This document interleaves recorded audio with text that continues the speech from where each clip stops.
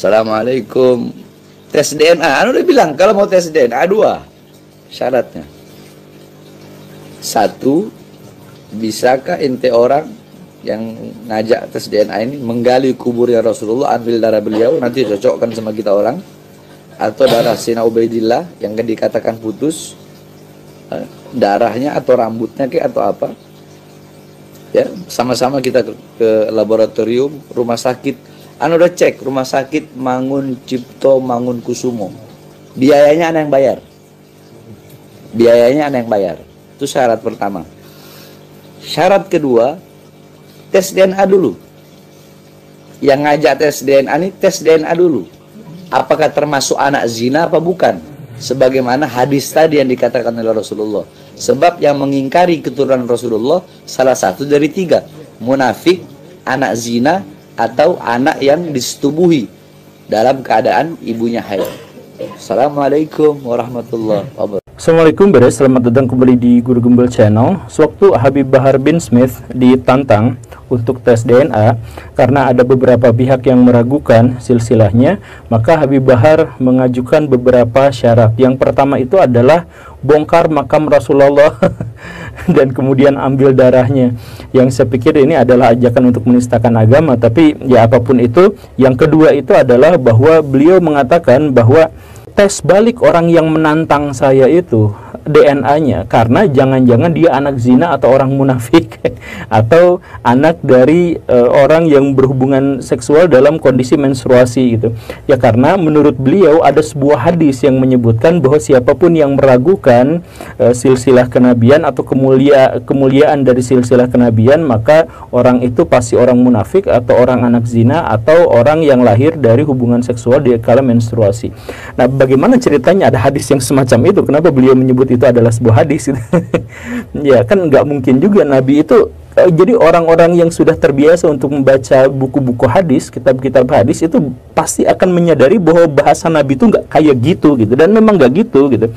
Tapi setelah ditelusur ternyata ya memang ada, ternyata berasal dari riwayat Imam Baihaqi. Walaupun saya meragukan beliau membaca langsung dari kitab yang dimaksud, saya duganya beliau itu membaca kitabnya Imam Jalaluddin As-Suyuti. Jadi Ihya'ul Mayyid fi Fadail Ahlul Bait itu yang saya duga tuh yang kecil, yang pendek itu. Nah, hadis itu sebenarnya adalah hadis palsu. Penjelasannya itu adalah yang pertama bahwa hadis itu ahad, gorib. Jadi hadisnya hanya diriwayatkan oleh satu orang, satu jalur, itu nggak ada yang lain, dan dari jalur itu putus-putus. Bahkan ada beberapa yang putusnya itu berurutan gitu. Yang dengan demikian secara sanad ini tidak mungkin bisa diterima sebagai hadis. Kalaupun mau diterima, ini adalah hadis doif gitu ya. Nah, ditambah lagi hadis ini secara kalimat, isinya, kontennya itu juga bermasalah, yaitu menyebutkan bahwa dia pasti anak zina gitu, atau kemungkinannya dia anak zina. Nah, dalam Islam itu menuduh orang lain berzina tanpa ada bukti dan tanpa ada saksi, itu salah satu dosa yang paling besar. Jadi nggak mungkin Nabi Muhammad mengatakan hal yang seperti itu tuh nggak mungkin. Nah, jadi secara sanadnya doif gitu ya. Secara kontennya itu juga ternyata bermasalah. Jadi para ulama kemudian menyebut bahwa ini adalah hadis yang palsu. Ya, tapi bagaimana ceritanya hadis yang palsu ini digunakan untuk melindungi silsilah atau melindungi kemuliaan Habib Bahar? Lalu ada hadis palsu yang lain yang sering juga dilontarkan sama beliau, yaitu siapapun yang menolak Ahlul Bait atau siapapun yang membenci Ahlul Bait, dia termasuk orang Yahudi. Ya, ini hadis palsu juga baraya. Jadi sebenarnya hadis ini diriwayatkan oleh Imam Tabrani, tetapi beliau sendiri menyebut bahwa ini adalah hadis doif. Dan setelah ditelusur oleh ulama-ulama yang lain, diketahui bahwa ini bukan hanya hadis palsu, tapi ini adalah hadis mungkar, hadis palsu gitu. Bukan hanya hadis doif, tapi hadis palsu, maaf. Nah, saya bukan seorang yang suka mendengar ceramah-ceramahnya Pak Habib Bahar bin Smith, tetapi dari sedikit ceramah yang saya ketahui, saya melihat begitu banyak hadis palsu yang dia ceritakan gitu, yang dia sebarkan. kok bisa seperti ini. Dan yang lebih uniknya lagi adalah semua hadis-hadis palsu dan hadis-hadis doif yang beliau keluarkan itu adalah hadis yang berhubungan dengan hadis yang berhubungan dengan kemuliaan nasab dirinya gitu. Jadi semuanya itu adalah untuk membela dan mendukung nasab dirinya gitu. Nah, ini kan bermasalah. Jadi kalau misalkan saya jelasin Baraya, orang-orang NU itu sering sekali menyampaikan hadis-hadis doif gitu. Tetapi biasanya hadis-hadis doif itu oleh orang NU digunakan untuk fadhil amal, untuk menyemangati kita dalam beribadah gitu. Dan mereka itu selalu mengatakan bahwa ini adalah hadis doif. Biasanya orang NU kan mengatakan walaupun hadis ini doif, tapi nah ini penting Baraya, karena apa? Karena menyampaikan hadis doif tanpa disebut hadis itu doif atau palsu, maka itu terlarang, benar-benar terlarang, tidak boleh dikatakan seperti itu. Karena berurusan dengan hadis itu berurusan dengan agama, kita nggak boleh main-main terkait dengan masalah yang seperti ini gitu.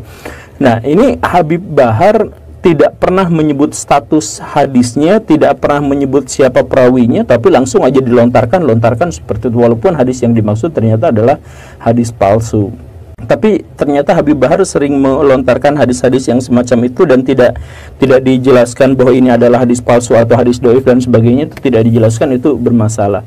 Dan selain itu Habib Bahar juga sering mengeluarkan pernyataan-pernyataan yang memelintir pernyataan para ulama gitu.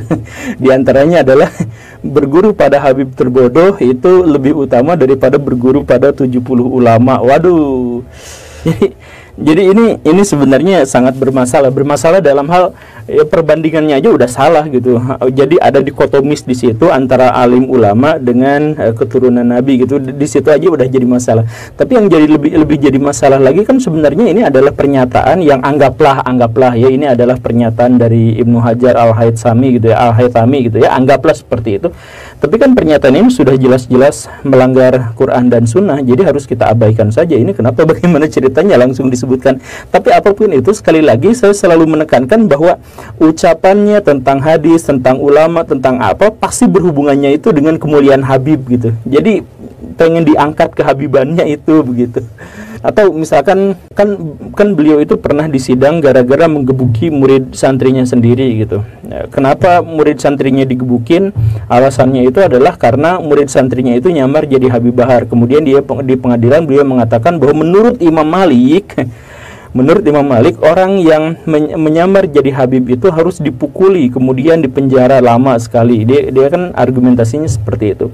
Ini kan sebenarnya pemelintiran terhadap pernyataan dari Imam Malik. Jadi sebenarnya Imam Malik itu pada waktu itu mengatakan seperti ini. Di zaman Imam Malik itu banyak pemberontakan terhadap pemerintah. Memang pemerintah pada waktu itu zalim gitu ya. Banyak pemberontakan. Nah, di antara pemberontak itu ada yang memberontak kepada pemerintah mengatasnamakan dirinya itu adalah keturunan Nabi, padahal bukan. Nah, maka Imam Malik kemudian mengeluarkan sebuah fatwa bahwa siapapun yang bikin rusuh, siapapun yang memberontak pada pemerintah, siapapun yang memecah belah masyarakat dan dirinya ngaku sebagai keturunan Nabi, maka dia harus dipukuli kemudian dipenjara gitu. Jadi konteksnya itu seperti itu, bukan ada muridnya yang rambutnya dipirangin sama beliau, yang dipirangin kemudian nyamar, kemudian itu dipukulin, ya bukan gitu ceritanya. Tapi ya itu lagi-lagi itu dipelintir gitu untuk agar dirinya itu bisa terbebas pada waktu itu dari penjara, atau agar dirinya itu tidak besar, hukumannya tidak berat di penjara. Ini kan sebenarnya ya gimana lagi ya.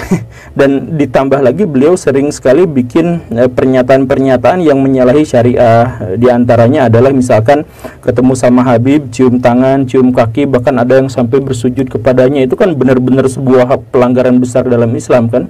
Kemudian kalau berhadapan dengan beliau itu harus berjalan dengan lutut, kemudian tidak boleh membelakangi dan sebagainya. Saya katakan tidak ada satupun sahabat yang melakukan itu kepada Nabi, dan Nabi melarang para sahabat melakukan itu kepadanya gitu.